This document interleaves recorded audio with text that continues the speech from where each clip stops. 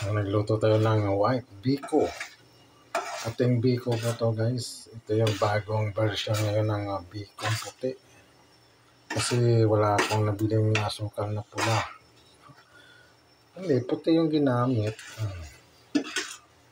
Ayan, malapit nang maluto ang ating white biko.